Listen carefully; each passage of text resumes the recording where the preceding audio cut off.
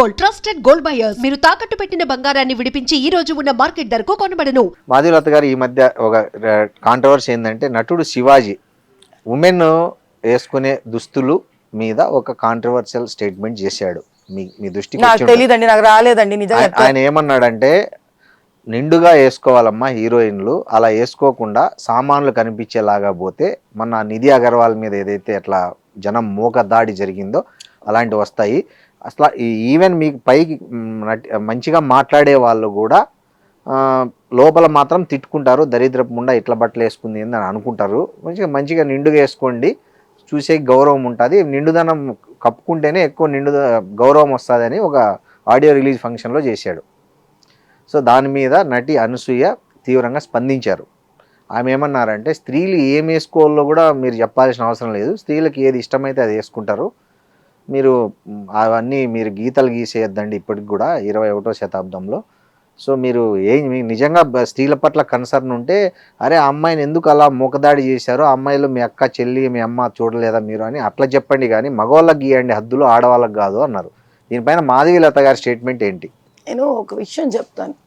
ఇది అనసూయ గారికి సంబంధించింది కాదు, అమ్మాయి హీరోయిన్కి సంబంధించింది కాదు, శివాజీ గారికి సంబంధించింది కాదు. ఏమైందంటేనండి, అసలు ఒకప్పుడు కనుక మీరు ఒక 2000 సంవత్సరాల వెనక్కి వెళ్ళిపోతే భారతదేశంలో స్త్రీ చాలా స్వేచ్ఛగానే వస్త్రధారణ వేసుకునేది. అందుకే మీరు ఇప్పుడు కూడా మనం దేవీ దేవతల విగ్రహాలు చూస్తే, మన రవివర్మ గారి ఆర్ట్ చూస్తే ఒక సింగిల్ వస్త్రం ఉంటది, చాలా చాలా సెక్సీగా తయారయ్యేవారు స్త్రీలు. ఆ స్వేచ్ఛ వల్లనే అంటే ఆవిడకి ఎలా కావాలో అలా శృంగారం చేసుకునేది స్త్రీ. ఎన్నైనా ఆ స్వేచ్ఛ వల్ల ఆవిడంత స్వేచ్ఛగా ఆలోచించగలుగుతూ ఉండేది. అంటే దీనివల్ల అది వస్తుందా అంటే అలా ఉంటుందా ఉండదా అని కాదు, freedom is freedom end of the day. ఎన్నైనా కరెక్ట్. నగలు వేసుకునేది, ఆ చక్కటి నడుము వంపులతోటే చక్కగా చీర కట్టేది. చీర అంటే ఇప్పుడు చీర కాదు, యాక్చువల్లీ గోచి తీసి కట్టేది. అంటే మీకు ఆ నడుమంతా కాళ్ళతో సహా ఒక చక్కటి శిల్పంలాగా ఉండేది. కానీ మన దురదృష్టం, ఆవిడ చాలా తెలివైంది. ఆవిడ స్త్రీ, భారతదేశం స్త్రీ విపరీతమైన తెలివి. ఎందుకంటే ఆవిడ ఎవరు అణగి తొక్కలే ఏ పురుషుడు.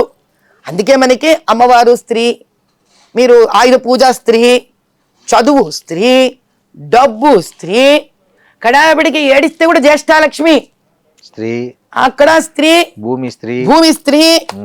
కాబట్టి అన్ని అమ్మవారు స్త్రీయే. మనకి ఏది మన జీవితంలో ఉండే లాభ నష్ట సుఖ దుఃఖం అందరూ స్త్రీలే మనకి. అంటే ఆవిడ లేదా జగత్తు లేదు అన్న ఒక భావన. భారతమాత స్త్రీ, మగవాడు మాత్రం ఆవిడ పంచన ఆవిడ నీడన ఉండి తన పని తాను చేసుకుంటూ స్త్రీకి సహాయంగా ఉంటూ సహకారంగా ఉంటూ ఒక నాణానికి 2 వైపుల్లాగా రాణించాం మనం. అందుకే భారతదేశాన్ని గోల్డెన్ బర్డ్ ఆ స్థాయికి ఎదిగిపోయాం. దీని మీద ప్రపంచానికంతా దృష్టి పడేంత ఎత్తుకు ఎదిగిపోయాం. ఇక్కడ ఒక రాత భారతదేశానికి. ఎందుకంటే ఇది స్త్రీ పురుషులు ఇద్దరూ తెలుసుకోవాల్సిన విషయం. ఇలా మేమే కొట్లాడుకున్నాం అనుకో, ఎక్కడికి దారితీస్తుంది ఆయన, ఇది ఎక్కడికి పోదు. ఈ విదేశీ ఆక్రమణలలో వాళ్ళు మీరు స్పానిష్లు అనండి, పోర్చుగీస్ అనండి, పర్షియన్స్ అనండి, మొఘల్స్ అనండి, ఎవడనండి, బ్రిటిషర్స్ అనండి, రాగానే వాడి కన్ను ముందు మన డబ్బు మీదో భూమి మీదో పడలే, మన స్త్రీ మీద పడింది. ఎందుకని? వాళ్ళ దేశాలలో ఈ వెధవలందరూ ఇప్పుడు ఆ శివాజీ గారు వాడిన దద్రభూతులంతా వాళ్ళకి చెందాలి నేను అనలేను కాబట్టి అటు పంపించండి. బైబిల్లో రాసింది మీకు అన్నిట్లో తల నుంచి కాళ్ళ వరకు బంధించేసి వాళ్ళని ఇలా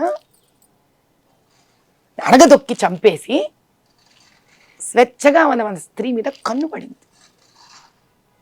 1 సంవత్సరమా, 2 ఏళ్ళ, 3 ఏళ్ళ, ఈ 100ల సంవత్సరాలు ఈ స్త్రీని హింస పెట్టి నలిపి పారేశారు. ఈ ప్రయాణంలో భారతదేశంలో ఉన్న మగవాడు ఎవరు? ఆ తండ్రి, ఓ భర్త, ఓ అన్న, ఒక తమ్ముడు, ఒక కొడుకు.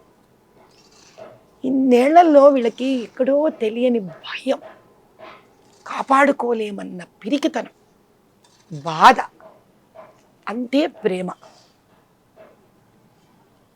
ఈ రోజు 21వ శతాబ్దం వల్ల మనం గొప్పవాళ్ళమో స్వేచ్ఛగా బట్టలు వేసుకోవాలో కాదు శ్రీనివాస్ గారు. 2000 సంవత్సరాల క్రితమే మనం స్వేచ్ఛాజీవులం అండి. అత్యాధునికత మనకి. అవును. ఈరోజు ఇంకా ఒక దాస్య శృంఖలాలలో బతుకుతున్నాం మనం. ఎంతసేపు బెంగ. ఆడపిల్ల ఇంటి నుంచి వెళితే ఇంటికి వస్తుందా రాదా, వస్తుందా రాదా, వస్తుందా రాదా. ఆ బెంగలో పడి ఎలా మాట్లాడుతున్నానో తెలియక మాట్లాడారు శివాజీ గారు. అనసూయ గారు ఎవరు? ఇంతటి స్వేచ్ఛ స్త్రీ, భారతదేశ స్త్రీ, పరాశక్తి. అనసూయ గారిని ఎలా చూడాలి ఇప్పుడు మనం? పరాశక్తి అంటే 2000 సంవత్సరాల క్రితమే DNA RNAలో స్వేచ్ఛ, శక్తి, యుద్ధం, వంట, ఫైనాన్స్ మేనేజ్మెంట్, ఆంటర్‌ప్రెన్యూర్‌షిప్, మీరు ఏది అడిగితే అది ఉన్న స్త్రీ. ఎక్కడ పోతుందా DNA? ఈ 2000 సంవత్సరాలుగా మనం అణగదొక్కిపడ్డాం స్త్రీలు. ఎందుకని? ఈ వెధవల నుంచి కాపాడుకోవడానికి. కాబట్టి వీళ్ళు వాళ్ళని తిట్టుకొని ప్రయోజనం లేదు, వీళ్ళు వాళ్ళని తిట్టుకొని ప్రయోజనం లేదు. ఈ రోజు మనం చేయవలసింది ఏంటి కర్తవ్యం అంటే, ఆవిడ నుంచి ఒక పాయింట్ తీసుకోవాలి. ఏమని? మీకు అక్కలు చెల్లెళ్ళు లేరా? ఆహా, ఇదని వేస్ట్. అక్కలు చెల్లెళ్ళు ఉన్నారు ఏమిటి బాధలు వీళ్ళకి. ఇప్పుడు మన సైకాలజీ అర్థం చేసుకోవాలి.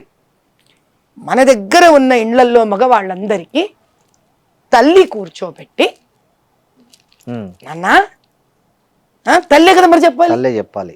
ఇప్పుడు మగవాడు నీకు అక్క చెల్లెలు లేరా అంటే ఆ మగవాడు ఇంకో మగవాడికి ఏం చెప్పుకుంటాడు? చెప్పలేడు. మళ్ళీ బాధ్యత స్త్రీదే. తల్లి కూర్చోబెట్టి, నాన్న ఒకప్పుడు భారతదేశం ఇలా ఉండేదిరా, స్త్రీ స్వేచ్ఛాజీవిరా, ఆవిడలోని మాతృత్వాన్ని చూడాలిరా నువ్వు. సామాన్లు సరుకులు అనకూడదు నాన్న. అక్కడి నుంచేరా తల్లి నీకు పాలు ఇచ్చి పెంచి పెద్దదాన్ని చేస్తుంది తండ్రి. కాబట్టి నీ ప్రతి స్త్రీలో ఒక మాతృభావనని చూడగలుగురా నాన్న అని తాను గర్భం దాల్చినప్పటి నుంచి ముందు ఆ స్త్రీ తన ఇంకొక స్త్రీని గౌరవించగలగాలి. గర్భంలో నుంచి వస్తున్న శిశువులోని కణాలు తయారవుతాయి చూడండి. ఆ సందర్భం అప్పటి నుంచే స్త్రీ మీద భక్తి భావన సనాతన హిందూ ధర్మంలో ఒక ప్రహ్లాదు లాంటి కొడుకు నాకు పుట్టాలని కోరుకోవాలి. స్త్రీ ఏమి ఇంకా పురుషుడేమి, ఈ సమాజానికి సమస్య తీరినట్టే కదా. ఇప్పుడు ఉన్న తల్లులు ఇండ్లకు పిలిచి ఈ రోజు నుంచి వాళ్ళని ఏ చిన్న వయసు అయినా సరే గ్రూమ్ చేయడం నేర్పించాలి. తద్వారా సమాజం అక్కడికి మార్పు తెచ్చేంత వరకు స్త్రీలు కూడా వీళ్ళని ప్రేరేపించినట్టుగా కాకుండా కొంచెం జాగ్రత్తగా వీళ్ళు కూడా మసలుకోవాలంటే ఒకటే సైడ్ నుంచి చప్పట్లు రావు. కాబట్టి 2 వర్గాలు కృషి చెయ్యాలి. దేనికి? అటువంటి స్వేచ్ఛ భారతదేశము ఈ బోడి తెల్లోడు నేర్పించిన స్వేచ్ఛ కాదు. అనంత స్వేచ్ఛతోటి 2000 సంవత్సరాల క్రితం ఏ స్త్రీ శక్తివంతురాలుగా బతికిందో అటువంటి స్త్రీ స్వేచ్ఛ మళ్ళీ కలగాలని, యుద్ధం చెయ్యగలగాలని, రాజకీయంలో నిలబడగలగాలని, సంస్కృతం వేదాలను పఠించగలగాలని, యజ్ఞం చేసే హక్కు రావాలని, జన్యుధారణ చేసుకోగలగాలని, అటువంటి భారతనాతి కావాలి. మళ్ళీ ఒక గార్గి రావాలి, ఒక లోపాముద్ర రావాలి, ఒక సీతమ్మ వారు రావాలి, వీళ్ళందరూ తిరిగి రావాలి మళ్ళీ భారతదేశంలో. వీళ్ళేంటయ్యా మనకు నేర్పించేది?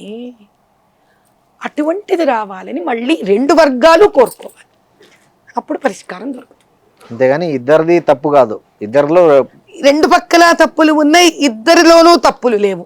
ఇద్దరిలో ఎవరి మీద ఎవరికి కోపాలు లేవు, ద్వేషాలు లేవు. భయం, బాధ,